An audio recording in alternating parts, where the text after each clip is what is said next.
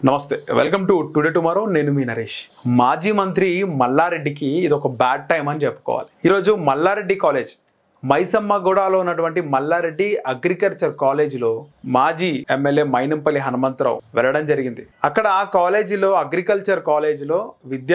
విద్యార్థినులు మల్లారెడ్డిపై అసంతృప్తి వ్యక్తం చేశారు ఎగ్జామ్లు దగ్గరకు వస్తున్నా కూడా తమల్ని డీటైన్ చేశారని ఫీజుల కోసం ఇబ్బంది పెడుతున్నారని